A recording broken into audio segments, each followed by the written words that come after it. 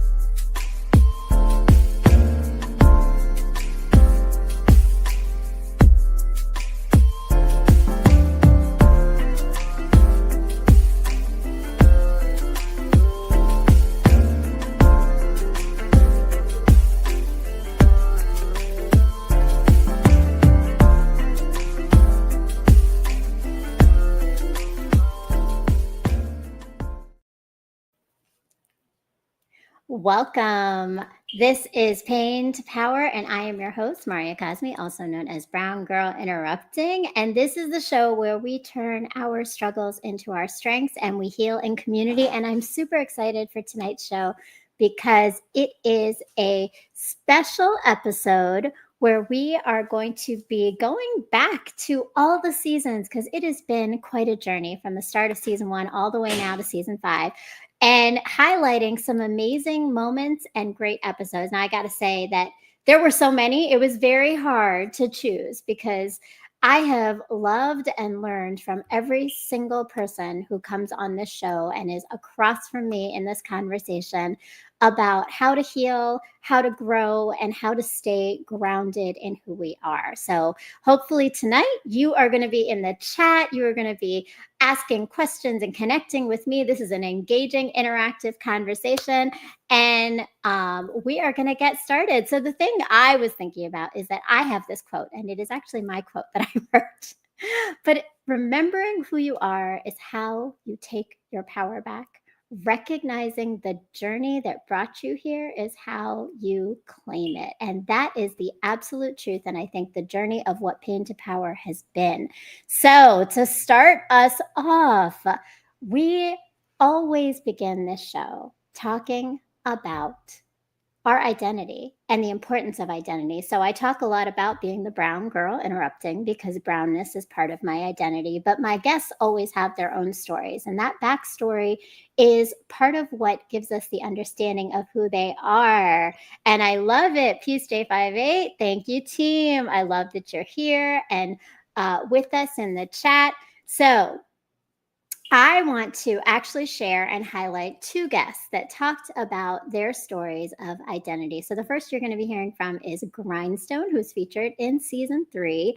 And he is from Grindstone Universal and right now has a YouTube show called Sorry for My Language and an album called Sorry for My Language. So make sure you check him out and listen here as he talks about his experiences of growing up in Oakland and how that impacted his journey. Every individual from Oakland in my era was really stamped with that hustle, do for self, cultural awareness. And so that's really where I come from. I love that. And I mean, so can you tell us a little bit about, because I know in our conversations you went even deeper into like what that looked like as a kid in school, because you went to a really like dynamic but powerful school. So elementary school or public school?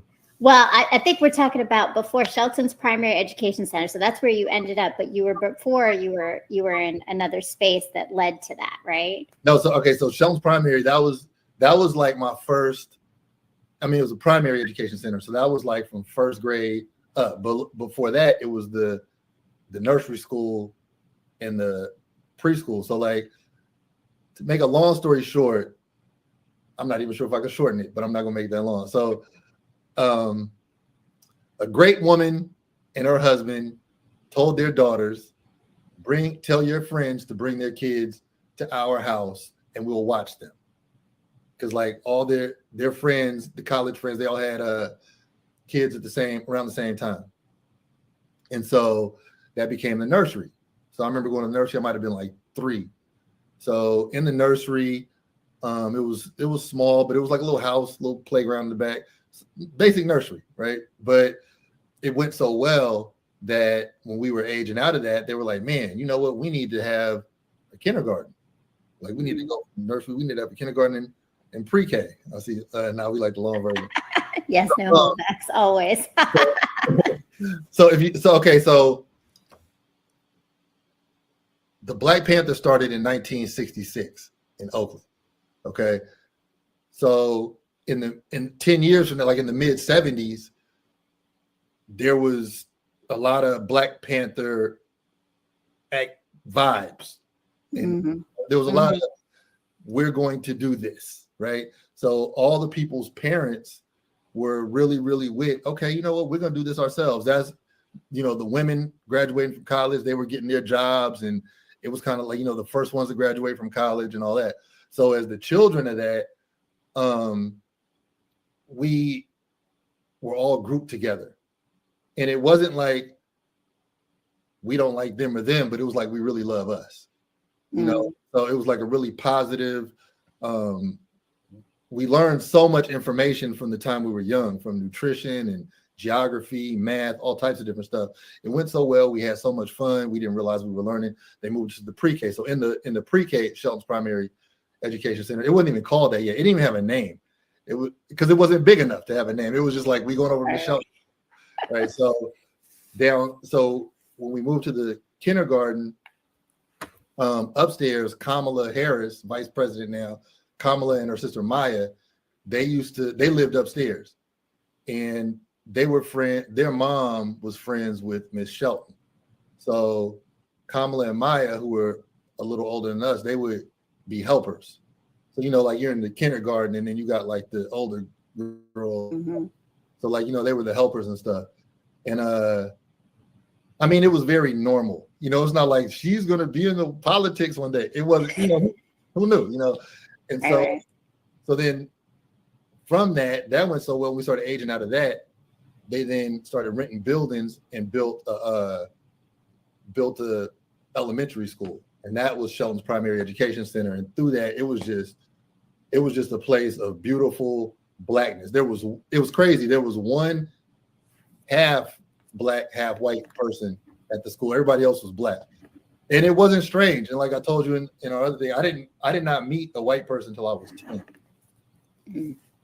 And that, I know it sounds crazy, but that was Oakland. So that's just how it was. But we learned so much. We were so enriched. We practiced the principles of Kwanzaa. And I remember when Roots came out on TV, we all had to like stop playing. And we were just kids. We had to all watch Roots. As long as Roots was, we had to watch all of it. We had to take notes on the Democratic national primaries, all that stuff as children. We had to watch the Muhammad Ali fights because they used to come on regular TV. Like, we knew all, like we were very aware of who we were. And I really learned a sense of community from that. And I learned, looking back on that, the people who were doing all that, they were in their 20s. The people who were maybe creeping to the early 30s, but it just gave me a sense of responsibility and the knowledge that I can do so I don't have to wait for some big event. Every individual from Oakland in my era was really stamped with that hustle, do for self. All right. Shout out to Grindstone and Grindstone Universal. I love that episode. That conversation was dynamic and with so many gems, but you can see how his upbringing has definitely impacted who he is and how he speaks on things. So definitely go check him out on Sorry for My Language on YouTube and his new album, Sorry for My Language. My next clip is, again, this idea of culture and identity. And this was a really special interview because it was with Tanushree Sin, who is the host of the podcast, The Desi Condition. And she also was the very first podcast I got to be featured on that is a South Asian podcast focusing on mental health. And I talked about divorce and mental health. So make sure you go check out that. But watch this clip here as Tanushree tells you more about this idea of what is it to be Desi and how that impacted her in her journey of understanding identity. But I think before we start having this whole conversation, Desi is a word that most South Asians know very well, but most other people have never heard before. So break down the definition of Desi for our viewers here.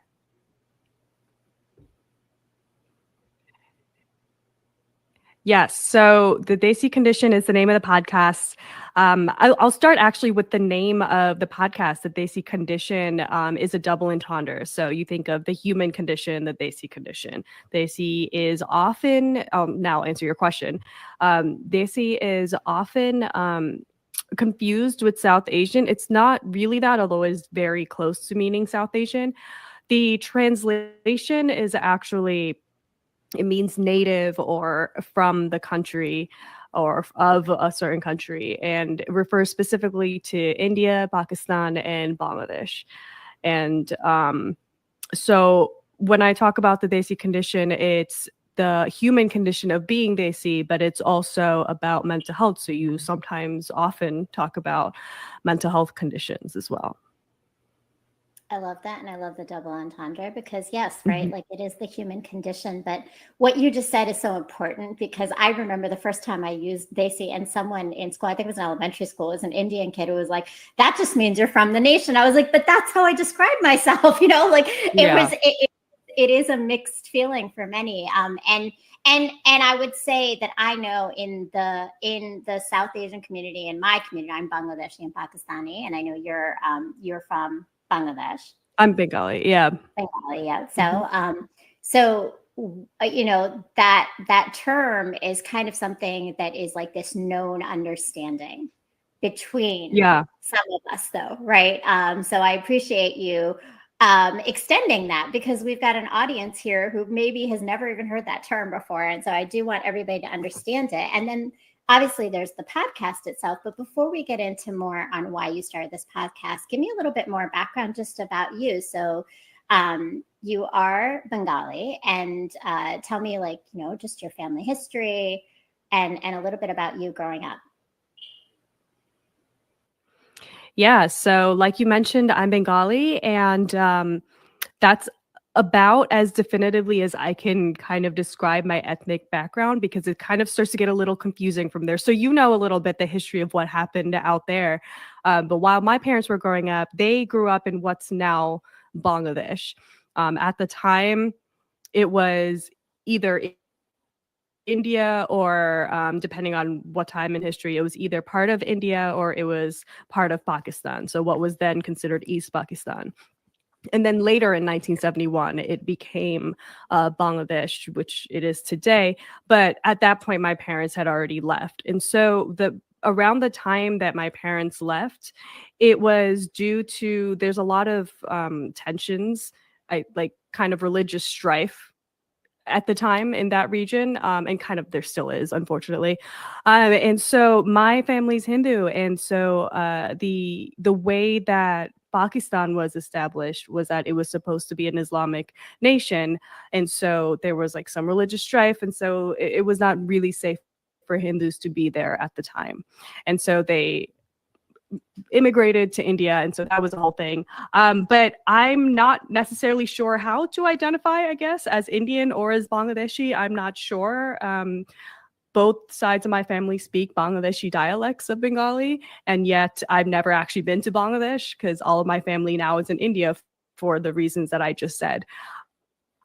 So I don't know. I'm confused. So I just say that I'm Bengali. But I think before we start having this whole conversation, Desi is a word that most South Asians know very well, but most other people have never heard before. Oh, I love it. That was such a great conversation. I hope you get to go back and watch it because it gives you a deeper understanding of South Asian culture and the dynamics of it. And I definitely do want you to learn a little bit about, if you don't know it, and if you know it, maybe you'll hear something that resonates with you in how culture and identity has impacted you. And I love it. I've got No Holdbacks TV in the chat. Welcome Welcome, Tasha. Love the recap, PG. Thank you. And thank you so much. Definitely share your thoughts on something that resonates with you, questions you have. Well, I mean, I'll be answering the questions. No guests here to answer them, but if they're questions for me, because this has been quite a journey. And I have to say, I'm so appreciative of everyone who supports by watching, by tuning in, whether it's the rebroadcast or it's live in the chat, like Tasha and J58 have been. It's really about just us connecting and learning from each other. So make sure you follow Tanushree Sen as well. Go to the Desi Condition. It is found on iHeartRadio, on Ruckus Radio, and she has the Desi Condition show where many different South Asians are featured talking about mental health and the importance of recognizing all the dynamics and the complexities of what that looks like. Thank you so much, Dialogic and Friends. This is powerful. This is powerful, and I love it. And I love that I've got so much of my iRant family here. And if you haven't done it yet, please make sure that you are subscribing, hit the bell, hit the like, and share this podcast with someone else you think is going to gain from hearing stories of others, just like Grindstone and Tanushree, talking about how we heal, how we find and understand our identity, and the role that it all plays with each other, with ourselves. Thank you so much, J58. Oh yeah, I love it. Tasha said, who did I learn from the most? Oh my God. I don't know if there's any from the most. Like, I think that every different episode, I learn something new about myself and I take away a new tool. So there's not one particular one that stands out, but it definitely has been that there are like these eye-opening moments where I'm like, "Ooh, I do that," or like, "Wow, like I was feeling that, and someone just gave me the language for it." And I hope that just like I am having epiphanies and growth and evolution, you are all doing that as well, as you are listening to the podcast and engaging, and going back and watching all those episodes. Don't forget, and following all those folks because they're doing some amazing work. So this show is not just about identity, it is about healing. And the quote I want to share with you that I love is, "The journey isn't about becoming someone else. It's about unbecoming everything that isn't really you." And this is from Paulo Coelho, who is the author of The Alchemist, one of the books that I referenced in just my last show here. And that's what so many of the individuals you're about to watch this now have been doing, is the healing journey, which is understanding and grounding themselves in this evolution of what it is to come home to ourselves. And it requires us to unearth, understand, and interrupt narratives and patterns that have put us in cycles of pain or stagnancy. So please watch this show. And yeah, kind of to your question, no holdbacks, this was a moment where I had one of those where I was like, wow, that's what I needed.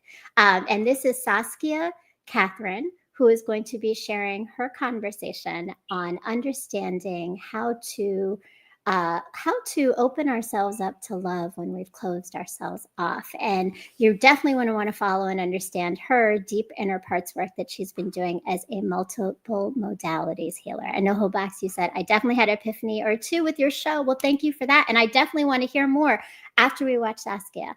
Definitely want to hear more about what those epiphanies were. So get ready to throw that in the chat. Accomplished at the bottom of it all, it was who's going to pick me and who's going to love me, right? And that continued to be the desire until I was able to then pause and say, wait, who am I, right? And we can go into sort of what catalyzed that, but I'll pause here to see if you have another question. I love that. And I want to first go to our chat because I see that there's some comments coming up because people are listening. And I see Lift Oneself says, when your heart closes, how do you open it back up? Oh, that's an excellent question. And welcome, Lift Oneself. She was on our show last week. Welcome. So when your heart closes, how do you open it back up? That's a really beautiful question.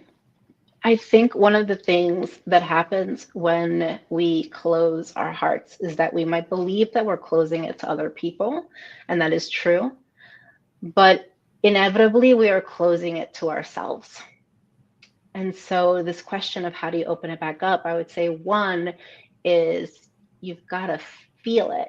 You've got to feel what it is that caused you to want to guard yourself and close it. You got to feel the pain. You got to feel the anger. You got to feel the abandonment, the betrayal, the rejection, whatever it is. And that is quite uncomfortable. But really being able to either do that with yourself or finding a therapist or a guide or somebody, a trusted friend, right, that can hold some space, a loved one that can hold the space for you to not think about it and talk about it and intellectualize it, but like actually, truly, fully feel it. And oftentimes, if we're talking about something, you know, that happened as an adult that caused me to close my heart, it's then going to track back to much more historical, right? Much more younger self. What did that trigger in you? And so then you have the opportunity to go back there and go back and get that little self and say, okay, let's actually heal this, because this is the thing that we have to talk about. This is the thing that we have to heal. So I think my encouragement again is, we think we're closing ourselves off to other people, but oftentimes we've closed ourselves off to, we're doing the closing as a way to protect from the little self, the inner child that is more hurt, more triggered by whatever that external betrayal, you know, or rejection or pain was. And so it's like, okay, this actually isn't about you. It's not about the other person. It's now, if I'm feeling like I have to close my heart, it's because it's time for me to go inside and be with that younger part of myself and help her and ensure that she feels from me that she is loved. You know, before we started the show, we talked about timing. And the timing of everything for this conversation is so apt, just in the week that we've had as a country, as a nation, as people, as humans.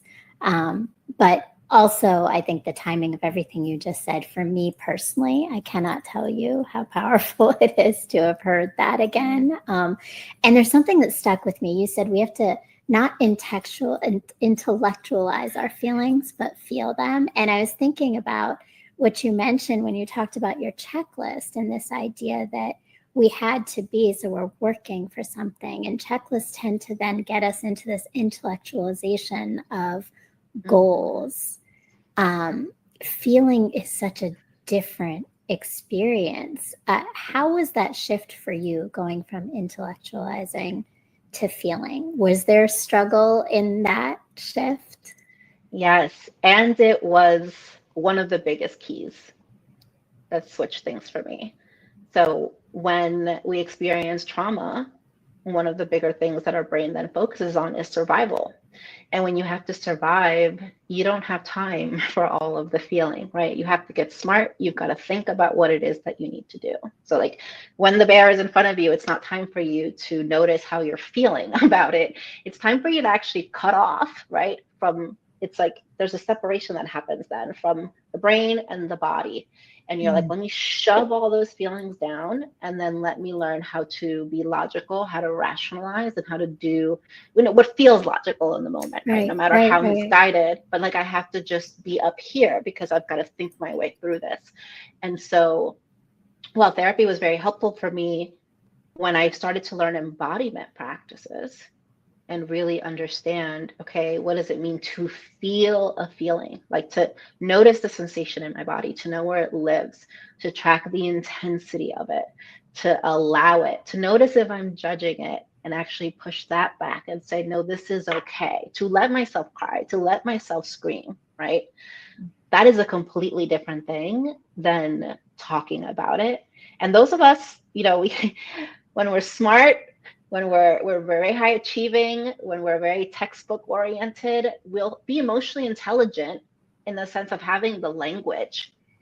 And so sometimes it's hard for us to know for ourselves, and even for a therapist or somebody else, a friend, to know that we're not actually feeling, because we can talk about it all day long. But there's not the emotion of it. There's not the sitting with it. There's the packaging of the story or the narrative, and the trying to move past and get to the lesson or get to the so what or get to the solution.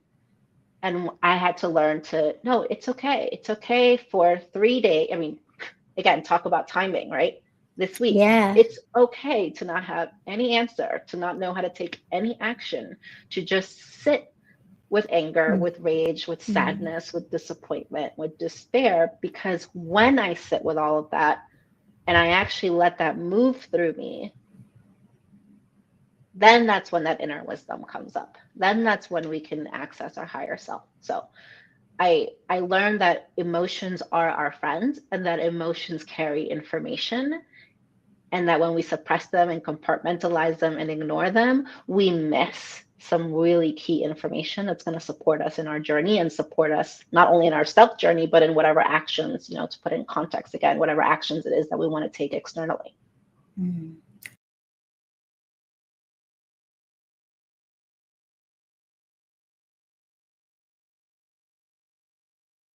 And follow Saskia. Please go and watch that episode. It was quite powerful.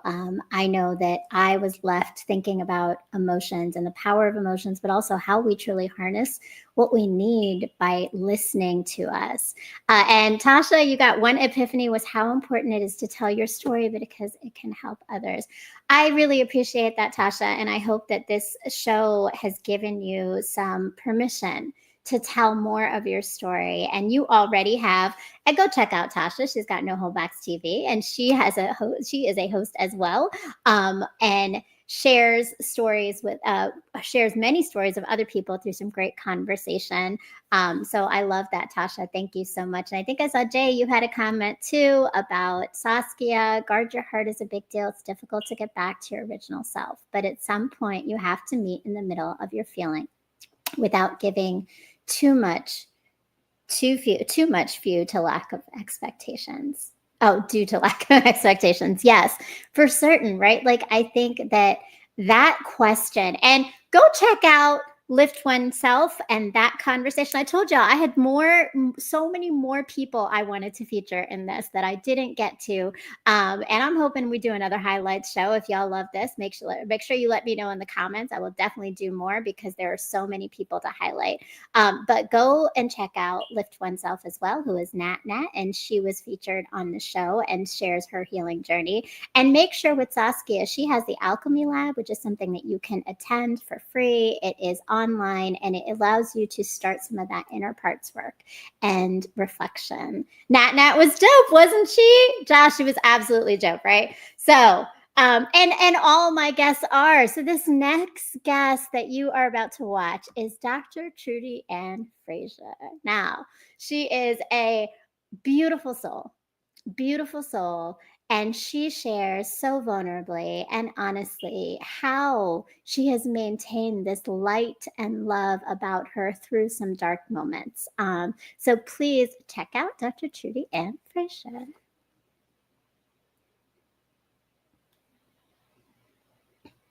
Even for myself, and I know you're looking at me like, oh, but you have, and I have some skills, and I've gotten some skills, and I know that where I am today compared to where I was 6 years ago, or 4 years ago, is been in a vacuum. So something, and you talked about burnout in your work experience, but have there been other big catalysts in your life that have pushed you to have to start to shift that mindset? Or have you always thought like this? Girl, no. Let me. Well, thank you for that, because now I don't feel so bad. And I was going to respond to you as you were speaking, and then don't let me forget to transition to your question. Mara, I don't have it all together. Please don't look, in Atlanta we say don't get it twisted. I do not have it all together. I think what I do have and what I know to be true is I give myself grace. And a lot of times grace is the hardest thing to give yourself. You give it to everybody else, but when it comes to Trudy Ann Frazier, I forget and I'm hard on myself. And then I feel guilty. So instead of being gracious, I'm guilty and I'm beating up on myself, and it doesn't amount to anything. So when I find myself going, I take a moment. I have some eucalyptus spray in my office and I spray it and I take a breath and I'm like, all right, Trudy, reframe, take a moment. So no, I don't have it all together. I just know that I'm a work in progress. And I think you said it very well. I'm not what I want to be, but I'm also not where I used to be. So baby steps, one step after the other. And I think in Atomic Habits, that book by James Clear, he talks about baby habits, that the atom is the most basic element. And see, I'm nerding out a little bit, but the most basic element in the human body. But when you put it all together, we become this beautiful creation. But it starts with those small habits. So I would say the biggest thing, I speak on it, I try to live it, even though I don't have it right every time, but giving yourself grace. And that starts with gratitude for where we are now, but giving yourself grace. Let me transition into your question. Have I always been here? No, no, no, no. I would say it's a sad story, but it's the purpose in my pain. I think your show is called Pain to Power. And the time we have is on my list. Yes, order it and be audible. I was thinking the same thing. I know it's one that I'm wanting to. I read it and I listen to the audible at the same time so I can stay focused. But in any case, I was talking about my bathroom floor moment. So I'm thankful. I was that kid. My parents did not. So they were both teachers in Jamaica. After daddy transitioned from playing sports, he became a teacher. He taught biology, and my mom was a physical education teacher. So my parents valued education, as most immigrant parents do. They're like, which one are you going to be? Doctor, lawyer, engineer, Most Caribbean parents, because they know about the opportunities that open. They're familiar with education. They're not really familiar with all the other stuff, which is a whole nother conversation that it sounds like we may need to open up. But in any case, I was told to model my books. So I modeled my books and I was blessed, and input always equaled output for me. So you study, you work hard, you get tutoring, you ask for help, and then the pieces fell together for me. And I'm so thankful for that. But what I found in my first marriage was that input was not equaling output. When I was dealing with somebody who, without getting too grim or centering this conversation around the sad part, somebody that just was not pouring into their own cup. So they showed up empty. And here I was trying to pour and fill, not recognizing that, wait, all they're doing is taking. And now I show up depleted. I need to fill myself, and you need to show up full. Even if it's 3/4 full, it's still better than empty. And then together we pour from our overflow. Well, that was not the case in my first marriage. I got married about 10 years ago, actually, to my first husband. And things just hit the fan. And I found myself on the bathroom floor for the third time, crying my eyes out, not knowing where to turn. I just knew I was in a different city from where my family was. We'd moved to Texas, and I was not sure of myself. I placed my worth in his hands. And what I know now from that experience, owning that power, is just because somebody doesn't see my worth, my value doesn't change. But Myra, I had to go through that experience in order to grow through it. And now, like, I'm glowing a little bit, like that experience, that beat down. Sometimes you go through the pressure and you're sifted like gold. That was my sifting experience.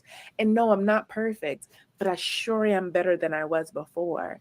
But I'll never forget that bathroom floor moment, because I didn't experience that in life. Like, my parents sacrificed for me and my 3 siblings so that we can have what they didn't have. And school came easy for me, and I worked hard. And I was like, wait, I'm working hard at this, but it's not working out for me. And I didn't know where to turn. And I came back home. At the house I live in now, was being rented by some wonderful renters before, but I went right back home to my mama's house upstairs. Even for myself, and I know you're looking at me like, oh, but you have, and I have some skills, and I've gotten some skills, and I know that where I am today compared to wow. So Dr. Trudy Ann Fraser, you saw it. She's a light, and she's hilarious. So it was a great conversation. Please go and follow her. I've got to say a big shout out to her and congratulations. She is now a mama to be, and taking a little break from some of the work, but definitely an amazing person. I love it. Troy Hines, welcome. Sending peace and love. Thank you, Troy. I appreciate you checking in and being here. And Tasha, you said that's how I end my sessions with clients. Don't forget to give yourself what My clients say grace. I love it. Yes, don't forget to give yourself grace. And I mean, like all of the nuggets, right? Sifted like gold. I love that one, right? And yes, Whiskey Girl, also an amazing guest on my show. Hey, y'all. Hey, Whiskey. So lovely to see you. Go and check out my interview with Whiskey. It was amazing as well. So, what I love is that, and people always ask me this, right? How do I find my guests? So sometimes I find my guests, and sometimes they find me, and sometimes the universe just aligns. So this next person, Elena Holloway, I have to say, shout out to the event 202 Creates, because it allowed me to find this amazing soul and powerful woman who has gone through such a tremendous amount of pain, but come out in this beautiful, powerful space. And she's going to be sharing and talking about her story as a mother and some of that unlearning of messages. But it was really that I was sitting at 202 Creates. I looked across the bar, saw this woman in an amazing green suit, and just had to go and say hello because we made eye contact. And once you make eye contact, you can't look away. You got to go talk to them. And I did. And we started a conversation, told her about my show. And here we are with Elena Holloway, who came as a guest to share her story of pain to power. To do that. Going back, getting it right with my kids, that's unheard of for my generation. Apologize for what? You eat every day, right? You have clothes to wear, right? Right. So to be able to go back and learn how to be a mother and listen and hear, and then when I leave them and go in my room at night, all right, Lord, now how do I balance this? What part of this is you? What part can I take away? What part can they feel heard? Like, it's a lot of work. But those were the things, and just being judgmental. Like, my way is not always the right way. There's multiple ways. And taking the time to really sit and figure things out. So it was unlearning. I mean, this could be a whole 2-day series, because I've had to unlearn so much. And then not just unlearn, but balance out what I already knew. Because some things you don't have to unlearn. I think that there needs to be a different narrative. That going back, getting it right with my kids, that's unheard of for my generation. Apologize for what? You eat every day, right? You have clothes to wear, right? Right. So to be able to go back and learn how to be a mother and listen and hear, and then when I leave them and go in my room at night, all right, Lord, now how do I balance this? What part of this is you? What part can I take away? What part can they feel heard? Like, it's a lot of work. But those were the things, and just being judgmental. Like, my way is not always the right way. There's multiple ways. And taking the time to really sit and figure things out. So it was unlearning. I mean, this could be a whole 2-day series, because I've had to unlearn so much. And then not just unlearn, but balance out what I already knew. Because some things you don't have to unlearn. I think that there needs to be a different narrative, and that there needs to be balance. Yeah. What does balance look like? What does balance feel like? How do this really work, right? Especially in 2023. What does that look like? To do that? Going back, getting it right with Wow, what does balance look like? I mean, again, shifting our narratives is such a layered experience, and everyone approaches it differently. So hopefully what you're taking away is different tools for you to think about your own healing, and something is resonating with you. Gotta say a big shout out to Elena. She is actually, in this time since that episode in season 3, she has gone back and started she is almost finished with her degree after all this time. And you want to definitely make sure and go and watch that show, because her story is tremendous. And go check her out on Instagram, because she has a new fragrance line that you're going to want to check out. So I love it. I love it. I love it. I love it. And thank you so much to all of my friends for coming in here. I want to say, I didn't mention it, but Troy J. Hines, who was here in the chat, was also on the show, featured in season 3, I believe. Could be season 2, season 3. There are so many seasons, folks. I don't remember when, but if you go in my YouTube channel, right down here, it is all laid out for you. Seasons 1, 2, 3, 4, and 5, which is the current season. And you can see all the shows. And very soon, you're also going to be seeing the live show that we did in January with 2 amazing comedians. So we are moving into our next clip. And this one is, all right, sometimes they find me, right? Sometimes I find them. This one was a beautiful, unexpected conversation that came from a trip I took with one of my colleagues, Dina Kune. And we went to Puerto Rico together after a time when she was going through some deep grief. And I asked her to do an episode with me. So what you're going to see is us sitting on a couch together in our Airbnb in Puerto Rico. But what you're going to hear is just so much of the foundation of who Dina is and why that has always been the way that I have seen her message of pain to power as the way she just lives her life. So I've learned a lot of lessons from Dina, and now you're going to learn them too. No, and that's okay. I mean, I think that that's a really honest thing too, right? To not be able to, I think, and to me, that's how internalized that socialization of your awareness of self and affirming of self is, right? And I've learned so much because I think I remember one time you said the word that stuck with me is you said, no one can take my dignity. And that was such a strong thing because I remember we were talking about relationships and dating, and that was one of those things with Maria. I was making some bad choices, and I was certainly not recognizing my value the way I needed to. And I think those were things that I remember me and another one of our colleagues, right? We looked at you kind of like, how do you do that? Like, how do you just have it, right? And you do just have it. But so we were actually talking earlier today about this, and you mentioned something that stuck out to me, and I'd love to hear more about it. You said, but it's a double-edged sword because it's bittersweet, right? Like, so what is it that makes it, both bitter and sweet? Bitter and self-love. So I think I get misconstrued. I think people, because I have this self-love, people tend to think maybe it comes out as arrogant, overconfident, sometimes dismissive. It could be many things. I do feel, because people tell me, well, Tina, you don't have to dismiss it. You don't have to be dismissive. And it's really, I love it. Josh says, you can tell Dina, don't take her crown off. Yes, don't take your crown off. People do dismiss it, but what?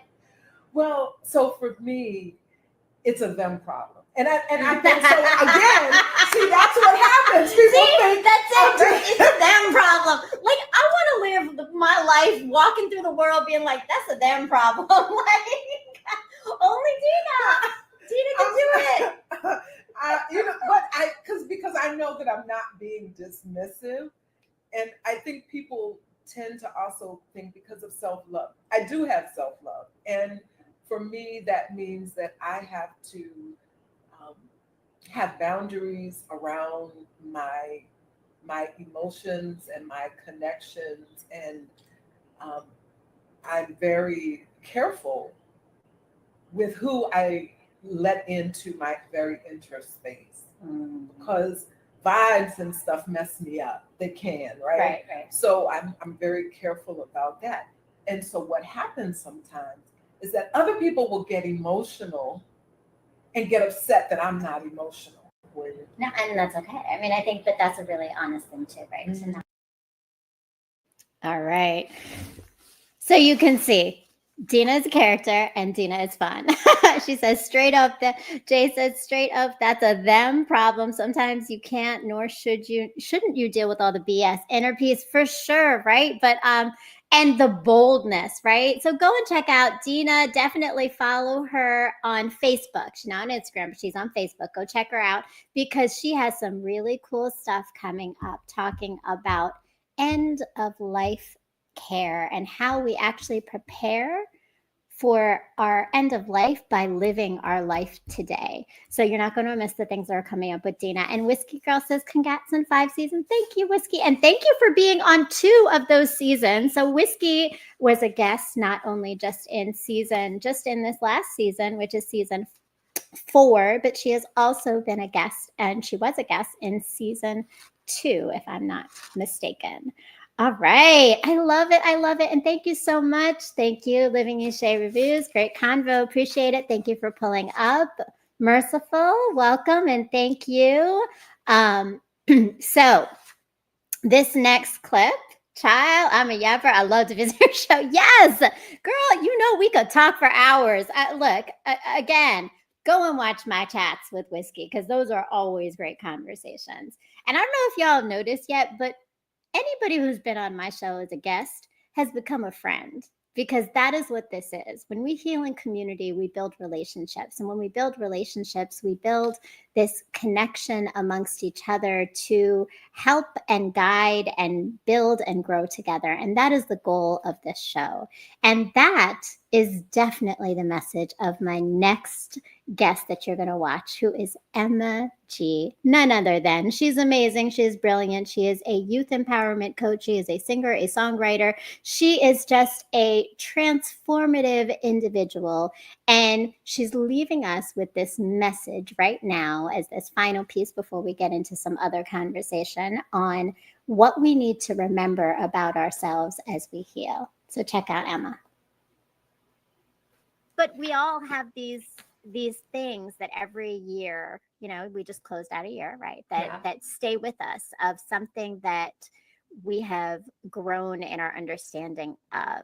And so as we leave, what is something that you have grown in your understanding of in the way that you move through the world and the way that you see others move through the world in these last few, I guess maybe this last year? We'll start with that.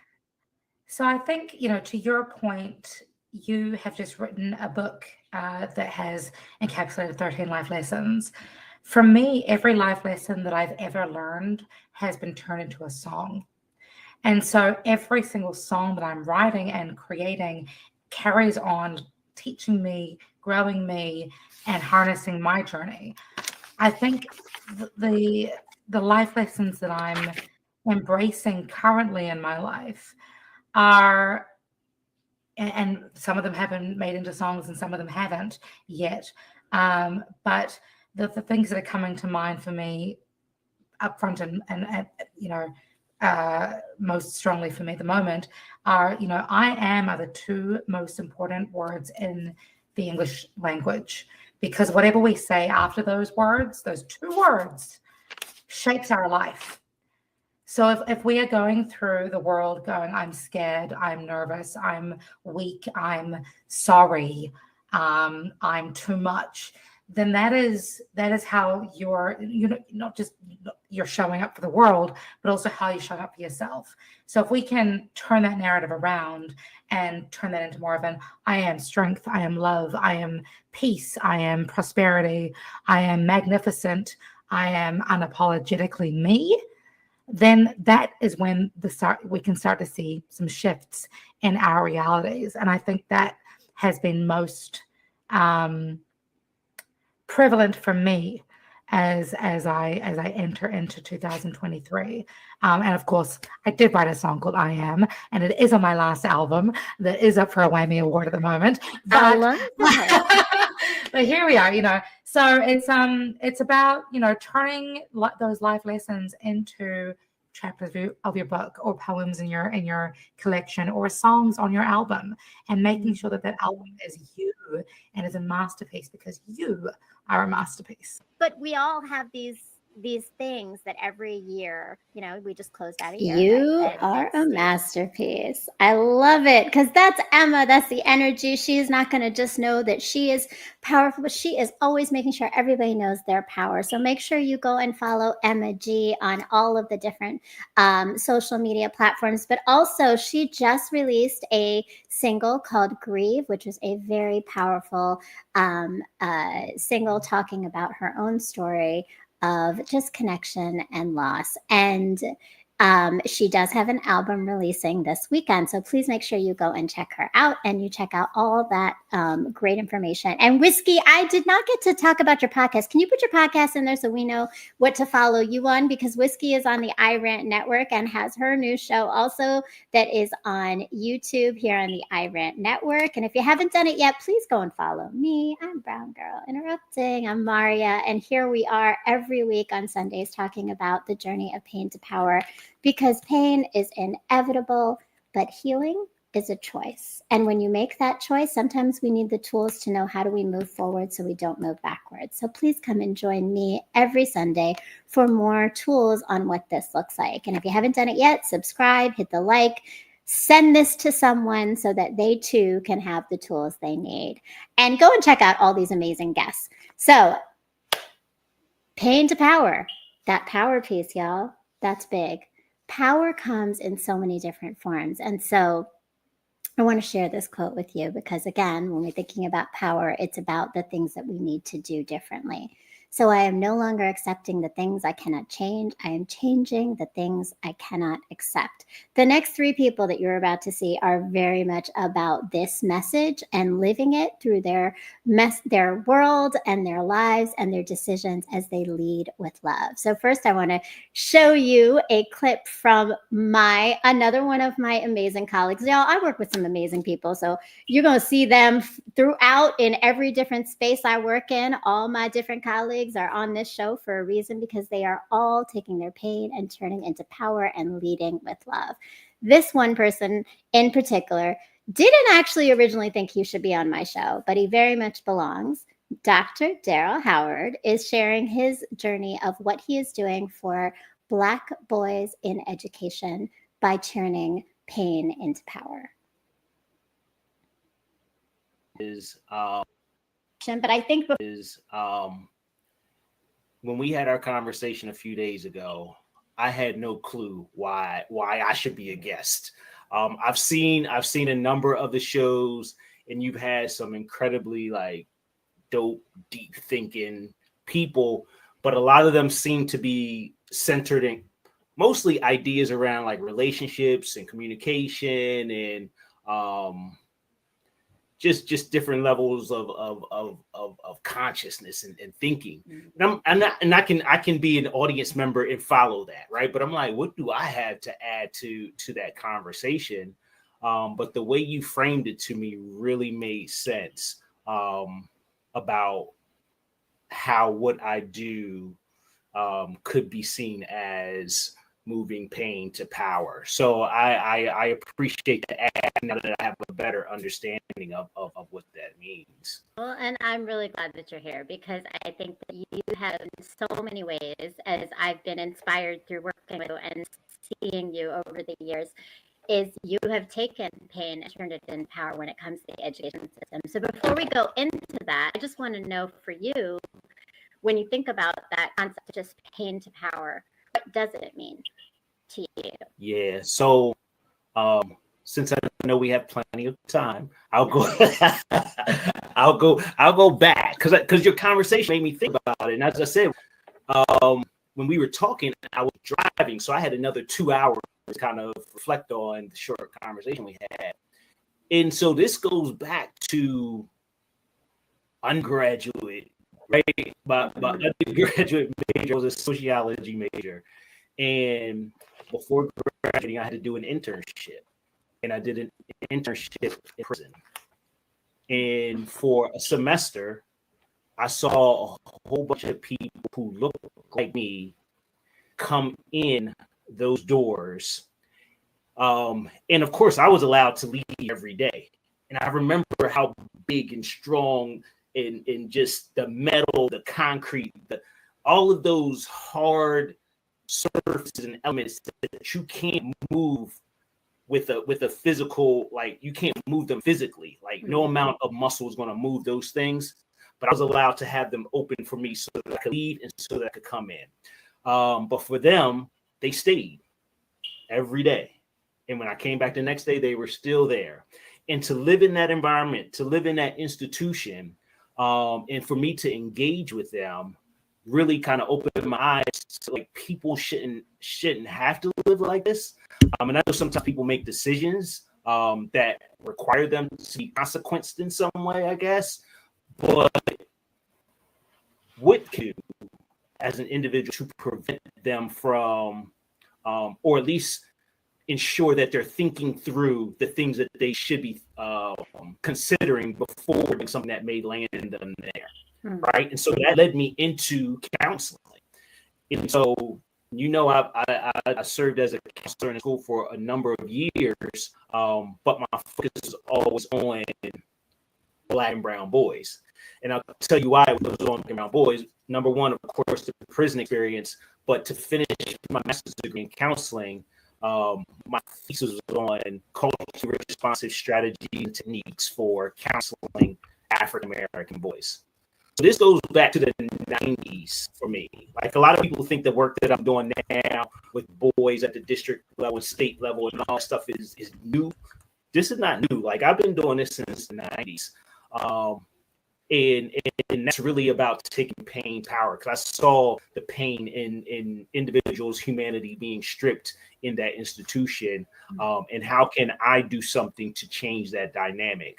And that's kind of where I am now. It still feeds me today, and that's why I was like, okay, maybe I am an appropriate guest for this, because this feeds me every day outside of my own family, like serving, thinking about, writing about, teaching about, praying about Black boys is what I do at the top of the morning and at the end of the day. It's everything that I do outside of my own family. So it made sense to me. Well, thank you. And I think the way you just you pulled all that together, right? That definitely is. Dr. Howard, for certain. Please go and follow him. And for those of you who are educators, Black and brown men, or women, and just in education, please go and check out his links and his information. He has the Bond Academy, Building Our Network of Diversity, coming up on April 25th to the 27th. And you're not going to want to miss this, where so many other amazing educators and leaders come together and share how we build our network of diversity for the benefit of our Black and brown boys in schools. And Merciful says, how do you spell that word? Which word are we spelling? DESI, D-E-S-I, the DESI condition, D-E-S-I. I love that. Thank you so much, Merciful. And is that Victorious? So that is Victorious, who also was a guest on the show. And next week is a very special episode, because Victorious and I are going to have an in-person conversation and interview about his new film, Exit Interview, and the soundtrack. So you're not going to want to miss next week with Victorious, and make sure that you go and follow Dr. Howard. So this next guest, okay, this was like, you land, is it a whale? I don't know what the term is. Put it in the chat if y'all know it, but you land a conversation. And so this was a hope and a prayer, and I shot my shot. Because I went to a comedy show with Zainab Johnson, the comedian, who's brilliant and hilarious. And at the end of the show, I took a picture with her and I posted on Instagram and tagged her, and she liked it. So I shot my shot and I said, hey, I've got a show and I'd love to have you as a guest. So here she is, Zainab Johnson, a guest on my show, talking about how she sees activism and comedy.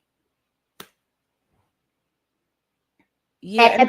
And I really appreciate that you've been you're always so honest about that. But let me ask you, so do you get pushback? Just thinking about, you talk about personal things, but you also talk about a lot of social justice things through humor, and issues that come up in life, right? That have impacted you personally, but are around, right? They impact a lot of people. Mm-hmm. Do you get pushback, or is there everything that has made that difficult for you to do in public spaces when you're doing your comedy? Yeah, sometimes I get pushback if someone has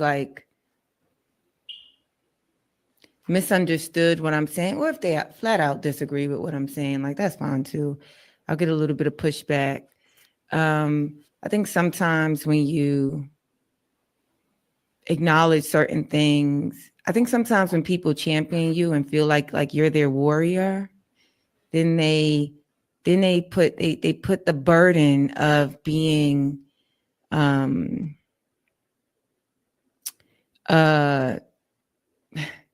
activist or something like that on your shoulders, and that's okay. But I think the misconception or the unreasonable assumption is that everyone's activism shows up in the same way. You know,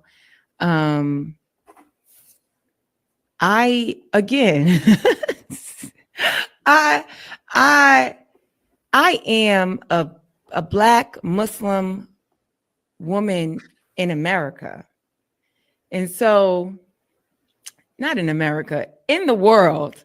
Mm-hmm. And so my lens is always one that is seeking justice, because a lot of things presented in the experience of someone with my same makeup is unjust.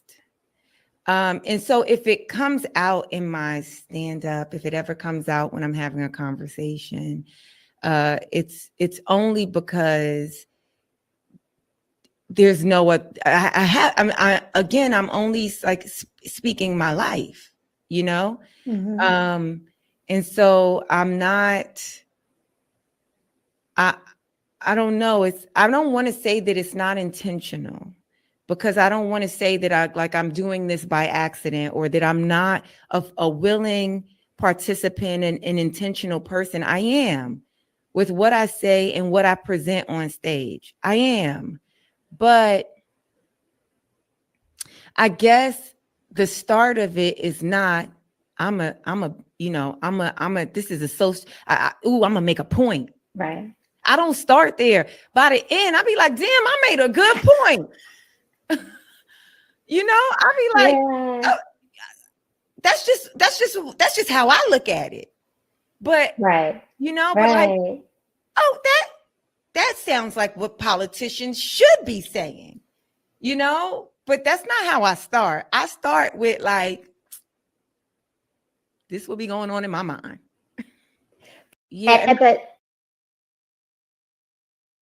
okay, so I was clearly super fangirling in that moment because it's Zainab Johnson. I mean, come on now. She's brilliant. She's hilarious. She's beautiful. Like, and she's just so dynamic with the trifecta, right? Of being a Black Muslim woman, right? All the things.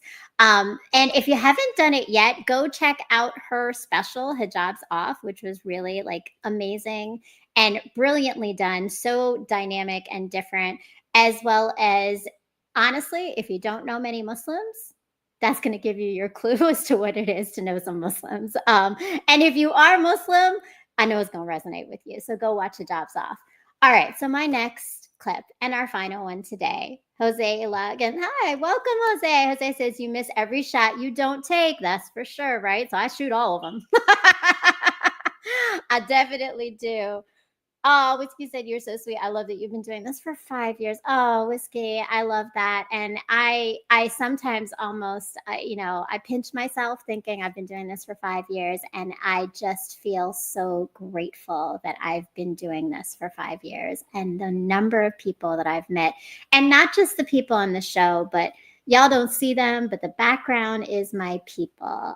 Ja Logic, also known as Logic, Mr. M, Montaigne. Like, he's got 101 names, but he's always solid in exactly who he is. And he is the most amazing producer, friend, and wonderful person who has helped me to make this show what it is. And of course, I got to give a shout out to J58, who's been in the chat, who is also one of my producers, who's been producing a couple of the shows. And grateful for him, grateful for the team, grateful for the iRant Network and all the folks on here. And many of these folks have become part of the iRant Network after being on the show, which is a pretty cool thing for certain. So we are building and learning in community.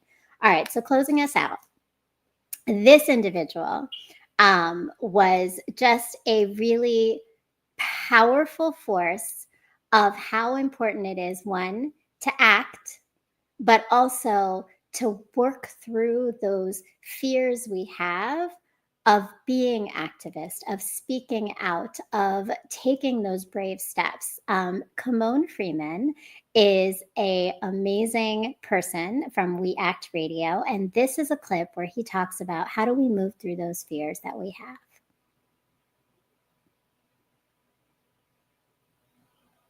Spoke to it when you talked about Eleanor Holmes Norton and her response, right? Why isn't that she's not willing to say ceasefire? There's a fear there, right? So what I wonder, and I wonder if you can offer to our audience, is how do you move through the fear of standing in what you believe in? How did you do it? How did you move from being okay with not everyone being okay with you? Well, I wish I could give you the exact dates since I'm so good with dates. But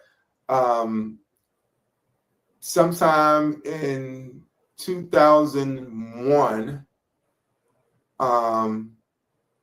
top of 2002, it was the winter of that 2001, 2002. I was still working at the post office. I was a window clerk. I was selling stamps and money orders.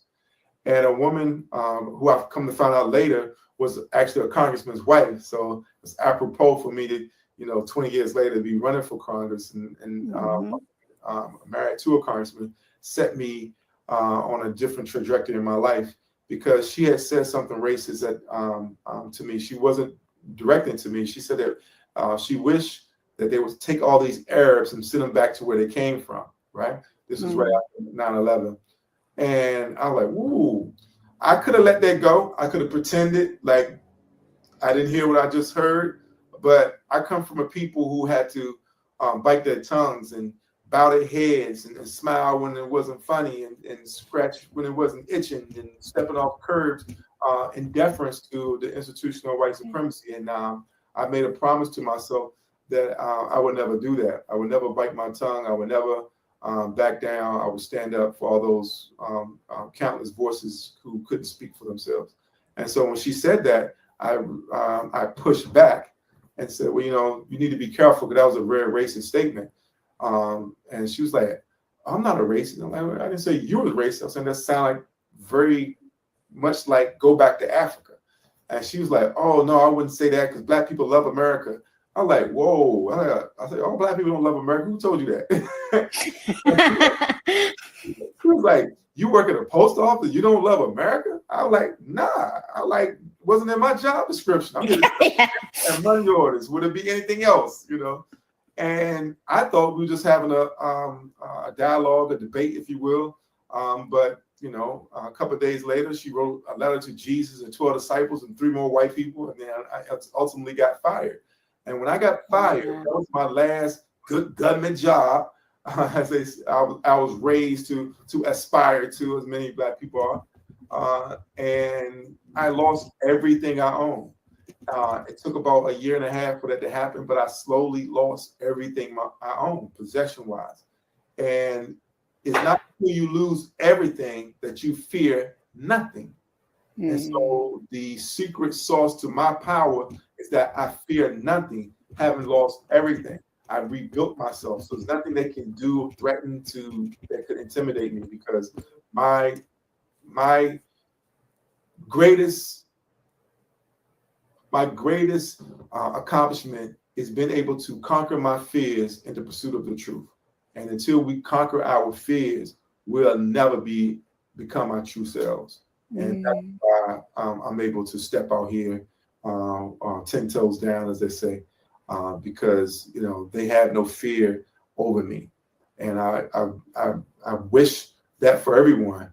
Nina Simone said freedom to her meant living without fear. Malcolm X said that, I hope all the fear you have in your heart is taken out. Martin Luther King said, I fear no man.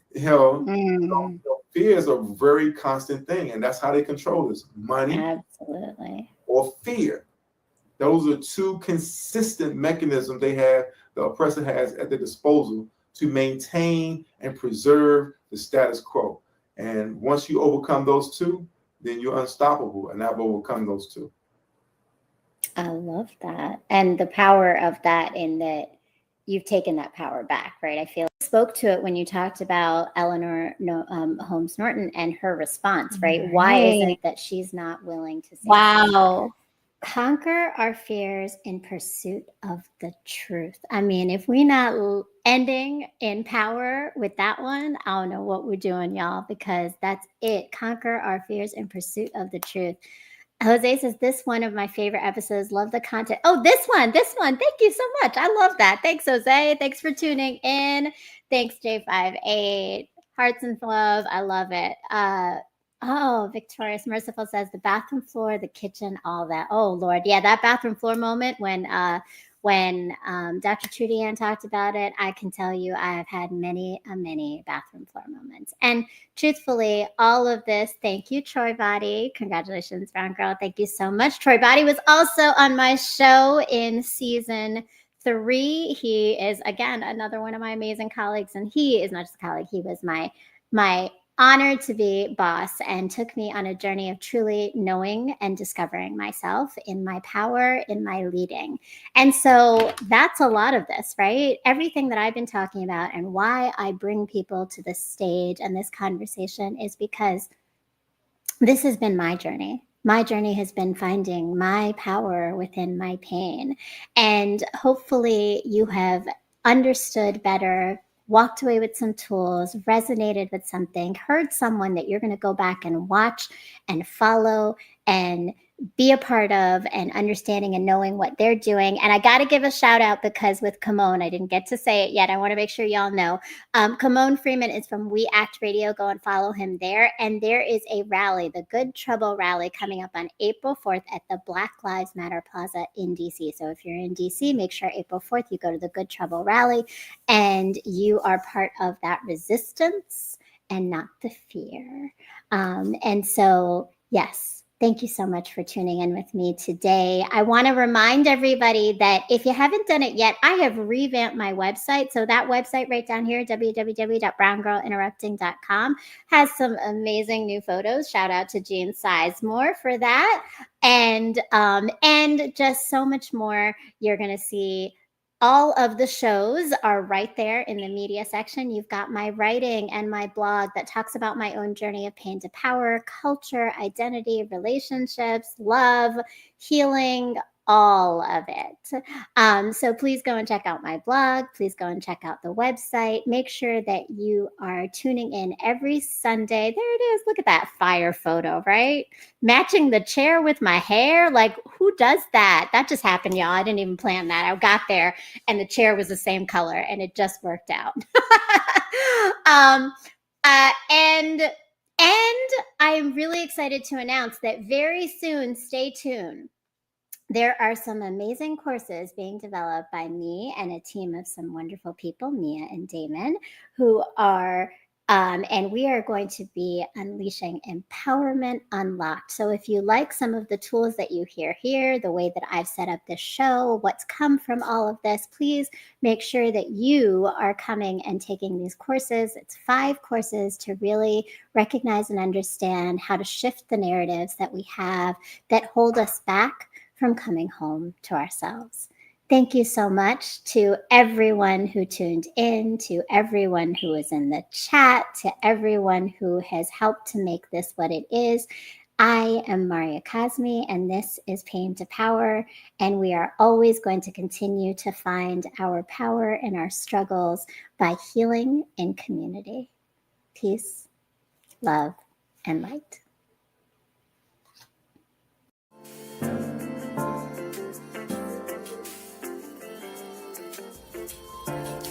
My world has slowly crumbled around me countless times, and every time I rebuild with the pieces I've been given to birth something so transformational and beautiful that no one else knew might exist before it was shown to them.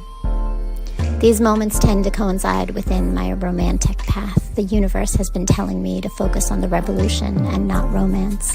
It has over time given me the tools, resilience, and light to turn my pain into power. And only now do I see that the key to this always resided in the love and knowing I had in myself, not from the external sources of family or men. The message I have been avoiding might be that my time in this world I had existed in was not to receive love, but to put it out there for others to see, feel, and heal through. Revolution before romance moves pain into power.